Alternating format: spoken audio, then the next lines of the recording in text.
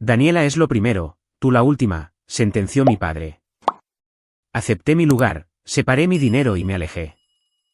Tiempo después, una emergencia familiar los golpeó.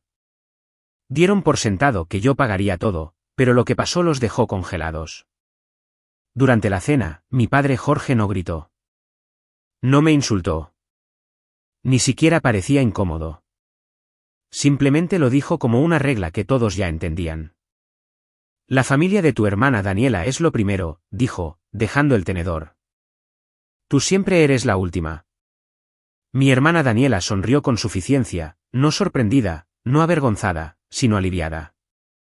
La sala quedó en silencio y sentí cada par de ojos deslizarse hacia mí. Esperando la vieja versión de mí, la que se lo tomaba a broma, la que pagaba, la que arreglaba las cosas. No lloré. No discutí. Levanté la vista, me encontré con los ojos de mi padre, y dije, bueno saberlo. Porque en ese momento, algo se rompió. No mi corazón, sino mi lealtad. Después de esa noche, dejé de compartir dinero. Dejé de mantener mi vida flexible para emergencias que no eran mías. Así que cuando una verdadera crisis familiar finalmente los golpeó y esperaban que interviniera como siempre, lo que hice a continuación dejó a toda la mesa congelada. Me llamo Valeria y durante la mayor parte de mi vida, mi familia me describió con la misma palabra, fuerte. Lo decían como un cumplido. Pero lo que realmente significaba era conveniente. Mi hermana Daniela era el centro de todo. Tenía un esposo, Andrés, y 2 hijos. Su vida era ruidosa, complicada y siempre urgente. Siempre pasaba algo. Cuotas escolares, problemas con el coche, estrés laboral, otro plan que había salido mal. Y luego estaba yo. Tenía un trabajo estable. Pagaba mis cuentas a tiempo. No pedí ayuda. Así que, todos decidieron que yo no necesitaba nada. Cuando Daniela tenía problemas, la familia se volcaba. Mi madre Elena se preocupaba en voz alta. Mi padre Jorge intervenía con consejos. Las conversaciones se inclinaban hacia sus problemas como si la gravedad las arrastrara. Cuando mencionaba algo de mi vida, flotaba por un momento y luego desaparecía. ¿Cómo va el trabajo?, preguntaría mi madre. Ocupado, pero bien, respondería yo. Qué bien, diría ella rápidamente. ¿Oíste lo que Daniela está lidiando ahora? Y así, me convertía en la oyente de nuevo. Noté el patrón temprano, incluso si no le di un nombre. Las necesidades de Daniela se discutían abiertamente. Las mías se asumían como inexistentes. Cuando ella lloraba, la gente se apresuraba a arreglar las cosas. Cuando yo permanecía callada, lo tomaban como prueba de que estaba bien. Los cumpleaños lo hacían obvio. Los de Daniela se planeaban con semanas de antelación. Reservas, regalos, fotos. Los míos eran casuales. Haremos algo sencillo, diría mi padre.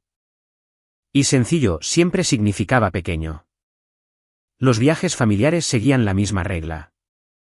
Si el dinero escaseaba, mi maleta se quedaba en el armario.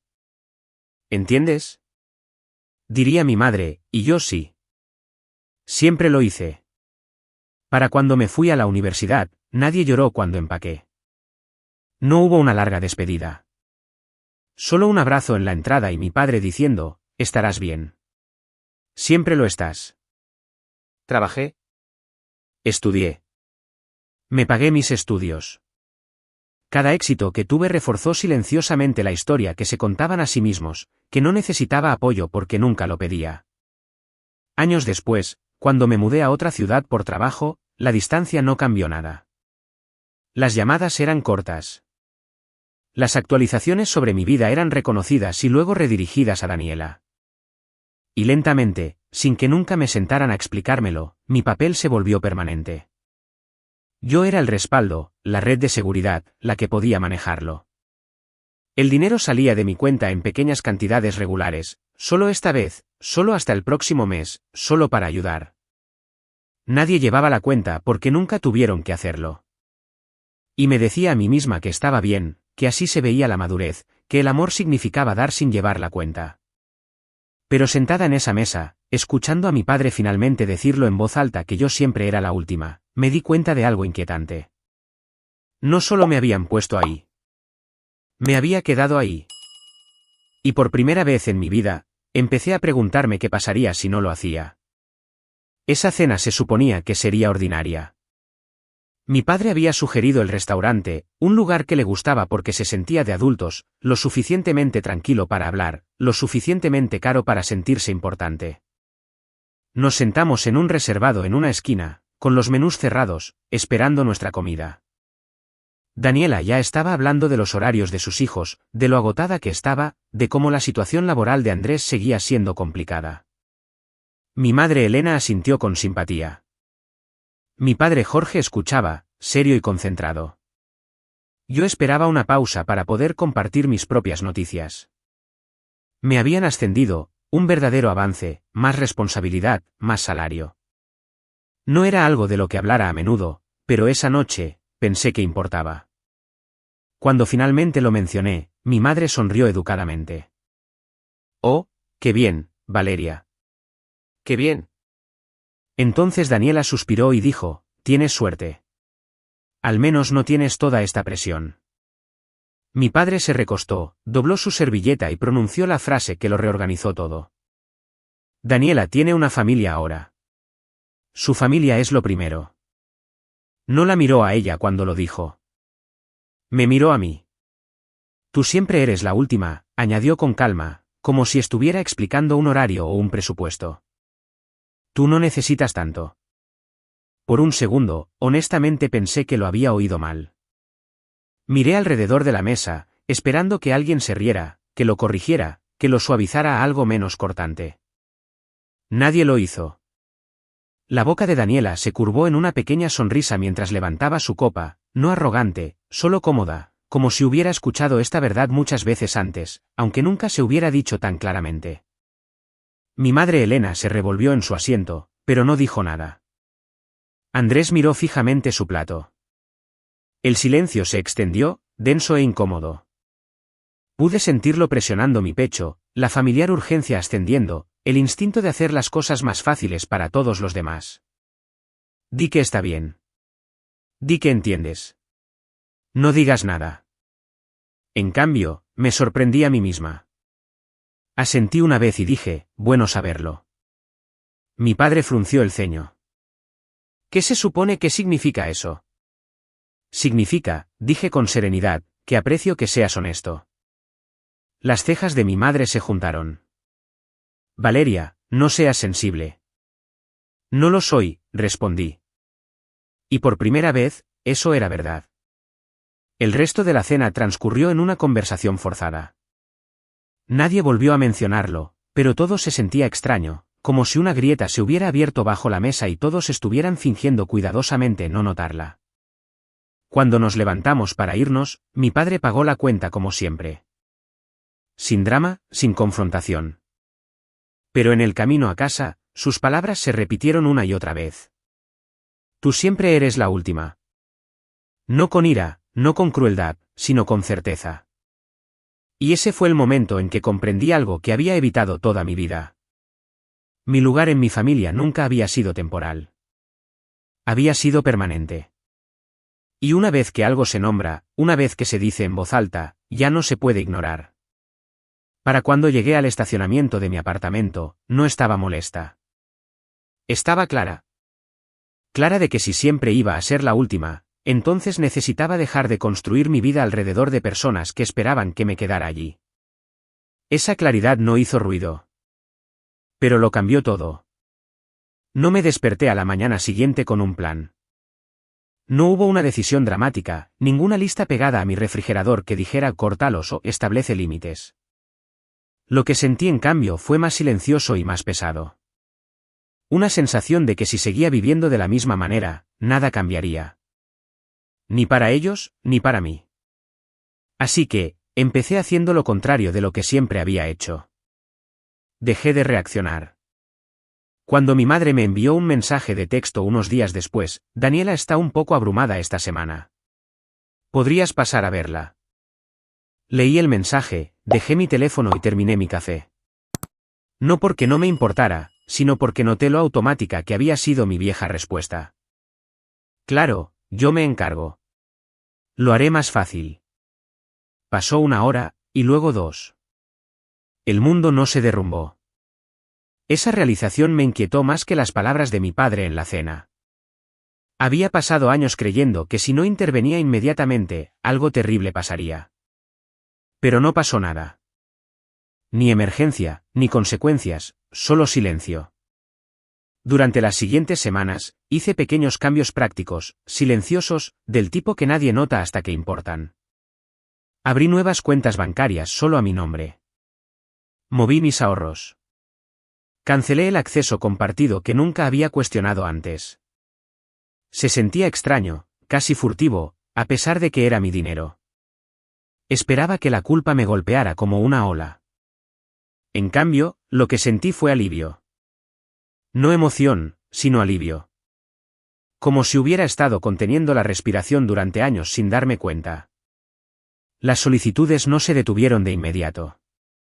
Solo cambiaron. Daniela envió un mensaje de texto una noche. Oye, nuestro pago rebotó. ¿Puedes prestarnos hasta el viernes? Añadió un emoji de risa como si no fuera gran cosa. Miré el mensaje durante mucho tiempo. En el pasado, ya habría estado abriendo mi aplicación bancaria. Esta vez escribí 3 palabras y las envié antes de poder pensarlo demasiado. No puedo ahora. Sin explicación, sin disculpa. Su respuesta llegó rápidamente. Oh, está bien. Nada más. Mi madre llamó al día siguiente. Has estado un poco callada últimamente, dijo con cuidado. ¿Está todo bien? Sí, respondí. Y lo estaba. Hubo una pausa en la línea, del tipo que significaba que ella esperaba más, una explicación, una razón, que yo suavizara cualquier incomodidad que mi silencio hubiera creado. Cuando nada llegó, ella llenó el espacio ella misma. Sabes, Daniela está bajo mucha presión, añadió suavemente. Lo sé, dije. Y eso fue todo. No ofrecí soluciones. No ofrecí dinero. No prometí resolver nada. Terminar la llamada se sintió mal, como si estuviera rompiendo una regla tácita. Pero también se sintió honesto. Por una vez, no estaba interpretando mi papel. Simplemente estaba existiendo. Con el tiempo, empecé a ver cuánto de mi vida se había moldeado en torno a estar disponible. Mantenía mi horario flexible por si acaso. Evitaba planes a largo plazo. Dudaba antes de decir sí a oportunidades que podrían llevarme más lejos física o emocionalmente. Incluso en el trabajo, había caído en el mismo patrón. Asumía responsabilidades adicionales en silencio, arreglaba problemas entre bastidores, me aseguraba de que todo funcionara sin pedir reconocimiento. Ser confiable se había convertido en toda mi identidad, y estaba cansada. Una noche, sentada sola en mi apartamento, abrí mi computadora portátil y revisé mis finanzas, no para calcular cuánto podía dar, sino para ver lo que tenía. Por primera vez, me permití imaginar un futuro que no incluyera rescatar a nadie. Viajes, seguridad, descanso. La idea se sentía casi egoísta. Y entonces me di cuenta de lo profundamente que me habían enseñado esa creencia. Que cuidar significaba sacrificarse. Que el amor requería inconvenientes. Que ser la última era prueba de madurez. Pero ¿y si no lo era? ¿Y si ser la última no era una virtud, sino un hábito con el que todos se habían sentido cómodos? No confronté a nadie. No me expliqué. No hice anuncios. Simplemente dejé de dejar espacio en mi vida para emergencias que no eran mías. Y lentamente, pude sentir el equilibrio cambiar. No externamente, nada dramático había sucedido todavía, pero internamente algo había cambiado. Ya no estaba parada en el mismo lugar, esperando ser llamada. Estaba retrocediendo, observando, prestando atención. Y no tenía idea de cuán pronto mi familia lo notaría o cuán rápido probarían si esta vez lo decía en serio. La llamada llegó un martes por la tarde justo cuando estaba cerrando mi computadora portátil después de una larga reunión. Casi no contesté. No porque estuviera enojada, sino porque reconocí el número y la sensación que venía con él, esa familiar opresión en mi pecho, el reflejo de prepararme antes de que se pronunciara la primera palabra. Valeria, dijo mi madre Elena en el momento en que respondí. Su voz era tensa, apresurada, controlada de la manera en que la gente suena cuando las cosas ya se están desmoronando. Necesitamos hablar. Me recosté en mi silla. ¿Sobre qué? Hubo una pausa. Demasiado larga. ¿Puedes venir este fin de semana? Preguntó. Es importante. No explicó. Nunca lo hacía cuando la explicación era costosa. Lo pensaré, dije. Esa no fue la respuesta que ella esperaba. En el pasado, ya habría estado revisando horarios de vuelos, reorganizando mi agenda, preguntando qué podía hacer. Esta vez, dejé que el silencio se interpusiera entre nosotras. Está bien, dijo finalmente. Solo, por favor. Cuando llegué a casa de mis padres 2 días después, se sintió diferente incluso antes de que entrara. La entrada estaba llena. El coche de Daniela estaba allí. El de Andrés, también. La puerta principal se abrió lentamente, como si la casa misma dudara. Dentro, la sala de estar parecía más pesada de lo que recordaba. Pilas de sobres cubrían la mesa de centro. Facturas, avisos, papeles con logotipos de aspecto oficial y sellos rojos que me apretaron el estómago. Nadie estaba sentado cómodamente. Mi padre Jorge estaba cerca de la ventana, con los brazos cruzados. Mi madre Elena flotaba cerca del sofá. Daniela estaba sentada rígidamente, mirando al suelo. Andrés evitó mis ojos por completo. Nadie preguntó cómo estaba yo. Mi madre comenzó a hablar de inmediato. Las palabras se derramaban más rápido de lo que podían organizarse. Hubo algunos retrasos, algunas decisiones que no salieron como esperábamos. Es temporal. Daniela intervino. No es tan malo como parece. Solo necesitamos tiempo. Mi padre carraspeó. Las cosas se pusieron difíciles. Hablaron alrededor del problema, rodeándolo con cuidado, como si decirlo directamente pudiera hacerlo real. Escuché en silencio, con las manos cruzadas en mi regazo, notando lo familiar que se sentía esto. La tensión, la acumulación, el momento justo antes de que todos se volvieran hacia mí. Y entonces lo hicieron. Estás en una posición estable, dijo mi padre finalmente. No tienes hijos, añadió mi madre. Puedes manejar esto mejor que la mayoría, dijo Daniela suavemente. Ahí estaba. La suposición disfrazada de lógica. El acuerdo tácito que ya habían hecho todos antes de que yo cruzara la puerta. Sentí que algo se movía dentro de mí. No ira, no pánico, sino claridad. Nítida y tranquila. Hice una pregunta. ¿Cuál es el plan si no ayudo? La sala se quedó en silencio. El rostro de mi madre se descompuso. Valeria, no digas eso. Lo digo en serio, dije con serenidad. ¿Qué pasa si no intervengo? Nadie respondió. Daniela parecía asustada ahora, no aliviada. Mi padre frunció el ceño como si intentara resolver un problema matemático que ya no tenía sentido. Andrés se movió incómodo cerca del umbral. Eso no es justo, dijo mi madre en voz baja. Somos familia. Asentí.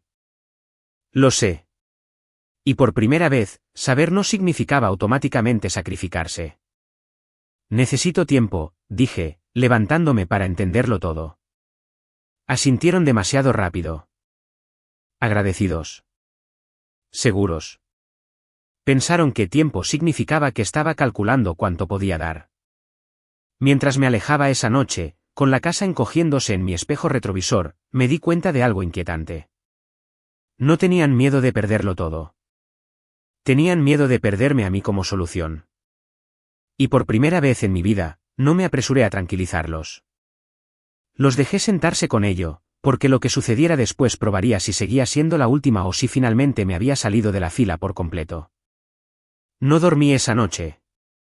Acostada en la habitación de mi infancia, mirando el techo que había memorizado años atrás, sentí una extraña mezcla de emociones.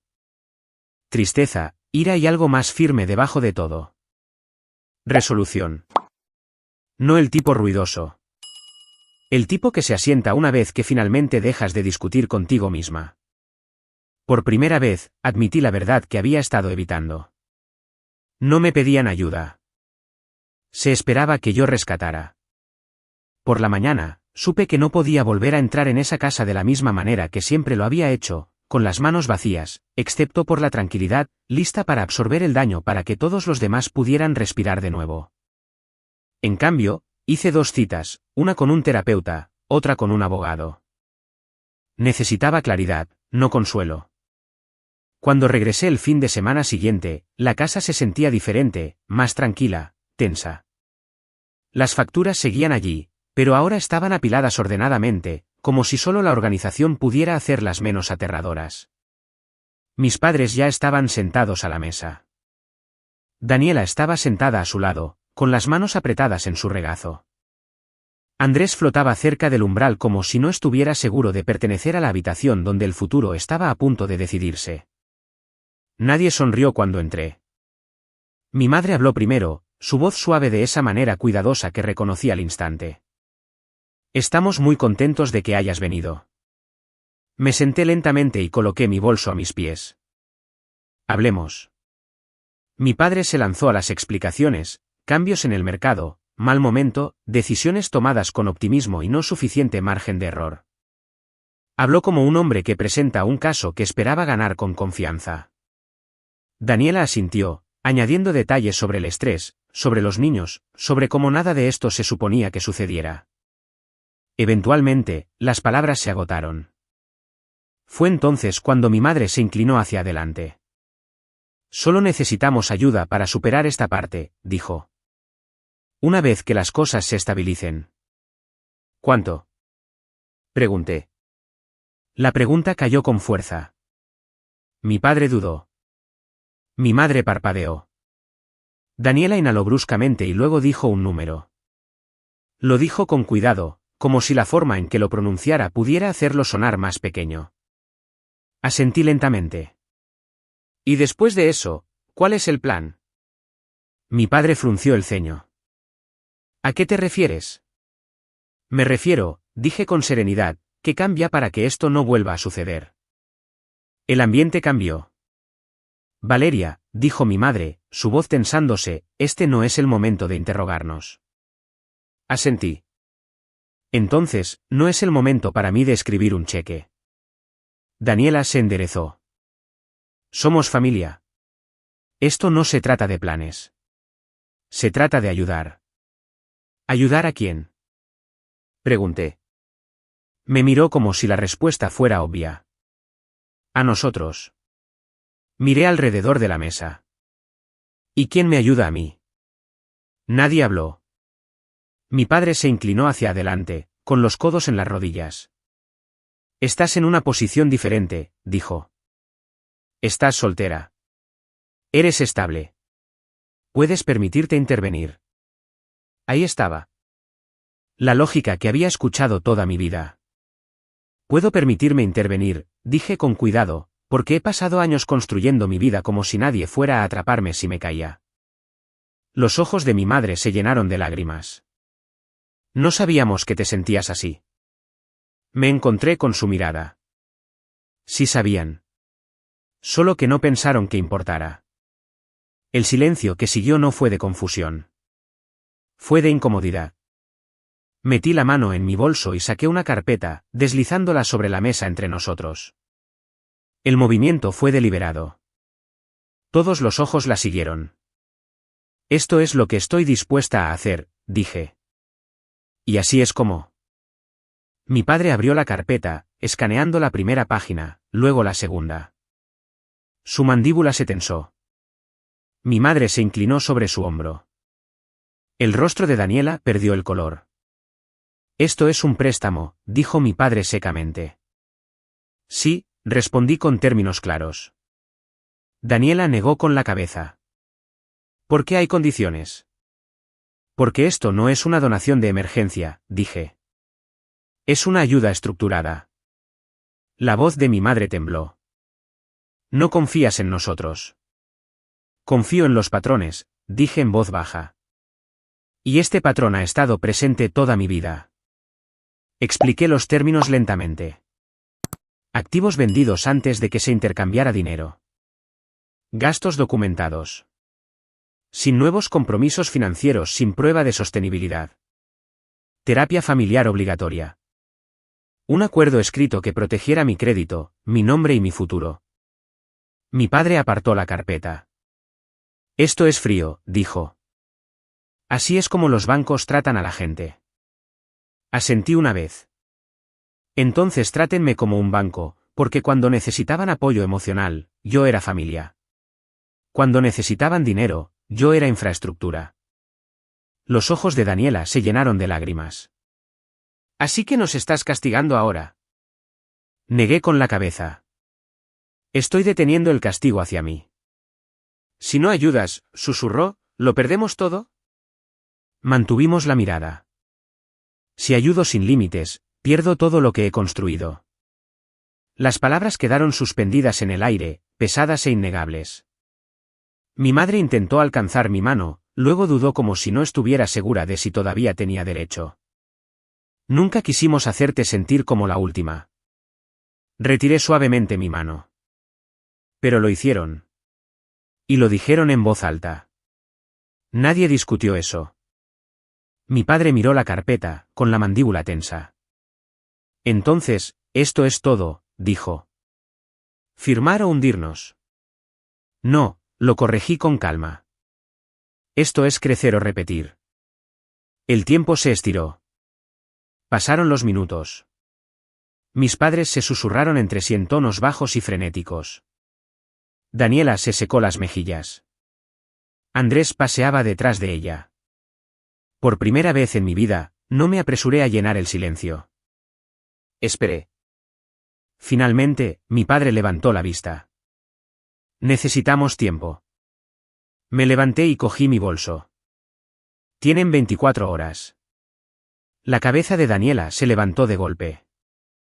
¿Eso es todo? Eso es todo, dije. Mañana volveré. O avanzamos así, o no avanzamos en absoluto. Cuando llegué a la puerta, mi madre me llamó por mi nombre, con la voz quebrada. Si decimos que no, te irás.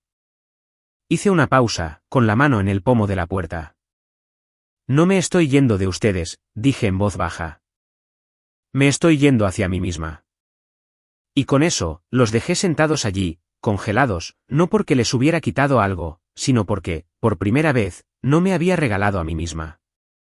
Firmaron los papeles la tarde siguiente, no con alivio, no con gratitud, sino con la silenciosa resignación de las personas que acababan de darse cuenta de que las reglas por las que habían vivido ya no se aplicaban.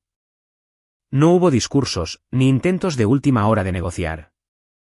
Mi padre leyó cada página de nuevo, más despacio esta vez, como si esperara que las palabras cambiaran si las miraba el tiempo suficiente. Mi madre se sentó a su lado, con las manos firmemente cruzadas en su regazo, los ojos rojos pero secos. Había llorado todas sus lágrimas la noche anterior. Daniela observó el bolígrafo moverse sobre la página como si estuviera escribiendo algo permanente en su vida, porque lo estaba. Cuando la última firma terminó, la habitación no se sintió más ligera. Se sintió expuesta. Mi padre me deslizó la carpeta sin levantar la vista. Seguiremos los términos, dijo, su voz plana. Lo sé, respondí. Ese fue el momento en que lo sentí. No victoria, no satisfacción, sino liberación.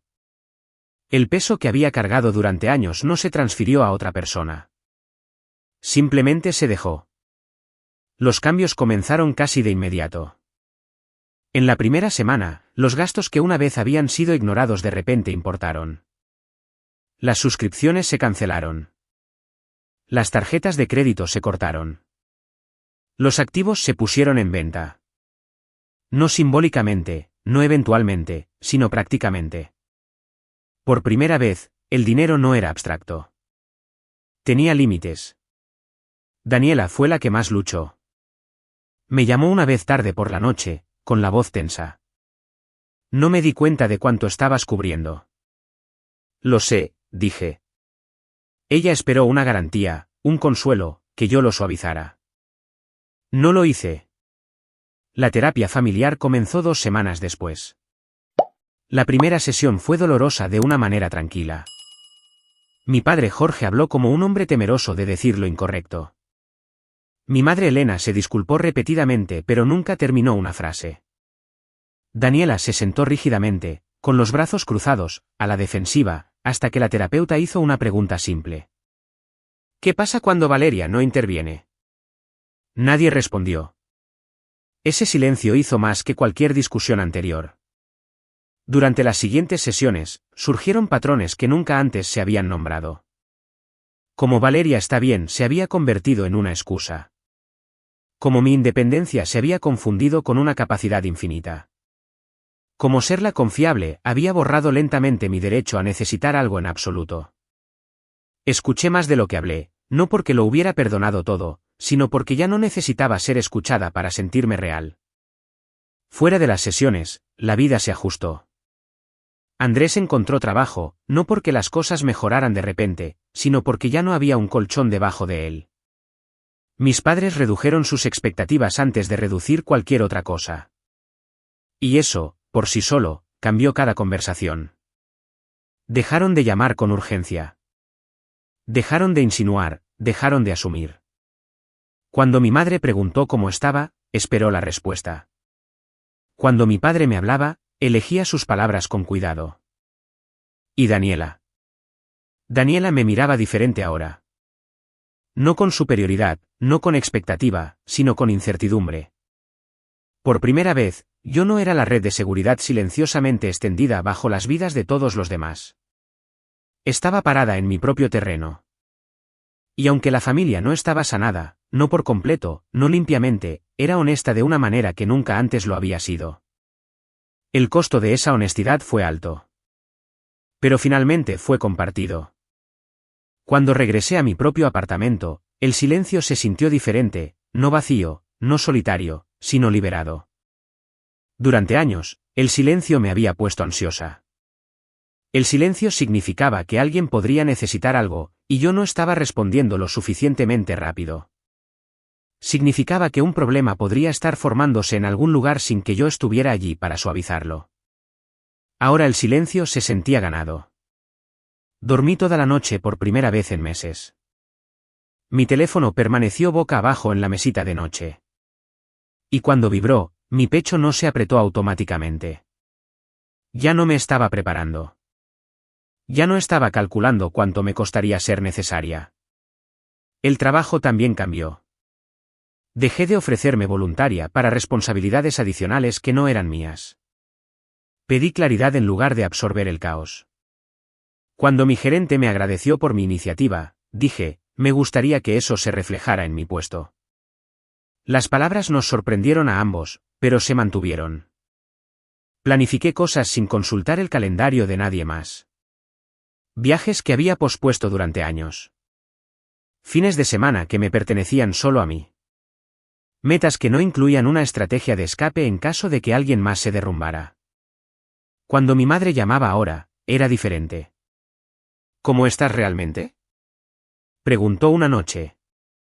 Se lo dije y ella escuchó sin redirigir la conversación, sin añadir el estrés de Daniela como contexto. Daniela envió fotos de los niños. Sin pies de fotos sobre dinero. Sin insinuaciones silenciosas, solo fotos. Una vez añadió, estamos resolviendo las cosas. Le creí. El cambio más grande no fue el de ellos, sin embargo. Fue el mío. Dejé de sentirme responsable de mantener la ilusión de que todo estaba bien. No me apresuré a suavizar la incomodidad ni a llenar el silencio con garantías. Dejé que la gente se sentara con las consecuencias de sus elecciones, incluso cuando era incómodo de ver. Me di cuenta de algo que tardé mucho en aprender. Ser amable no significa estar disponible a costa de uno mismo. Ser fuerte no significa ser infinitamente flexible, y ser familia no significa sacrificarse. Una noche, sentada sola con una taza de té, me sorprendí sonriendo. No porque algo bueno hubiera sucedido, sino porque nada malo había sucedido. Por primera vez en mi vida, No estaba esperando ser elegida. Ya me había elegido a mí misma. Y esa elección no me hizo más pequeña. Me hizo libre. Durante mucho tiempo, creí que ser la última era un desafío. Si me esforzaba más, si daba más, si me quedaba más callada, pensé que eventualmente alguien se daría cuenta. Estaba equivocada. Ser la última nunca fue una posición por la que luchar. Era una señal, una que ignoré durante años, de que estaba parada en un lugar que lentamente me estaba borrando. Lo que cambió mi vida no fue la ira. No fue la venganza. Fue la claridad. En el momento en que mi padre lo dijo en voz alta, tú siempre eres la última. No me insultó. Me liberó. Porque una vez que la verdad fue dicha, ya no tuve que fingir que no la entendía. Establecer límites no destruyó a mi familia. La reveló. Me mostró quién se sentía incómodo cuando las reglas cambiaban, quién respetaba la estructura, quién solo se sentía cerca de mí cuando yo era útil. Y me mostró algo más, también. Algo más silencioso pero más fuerte. Podía amar a las personas sin desaparecer por ellas. Podía ayudar sin ser consumida. Podía alejarme de un rol sin alejarme de mí misma. Si estás escuchando esto y algo te resulta familiar, si siempre has sido la que lo maneja, la que paga, arregla, absorbe, perdona, quiero que sepas esto. No necesitas permiso para proteger tu futuro. No necesitas ser elegida para tener valor. Y no le debes tu vida a personas que solo te ven cuando te necesitan. A veces, lo más poderoso que puedes decir no es ruidoso. Es tranquilo. Es definitivo. Suena así, bueno saberlo.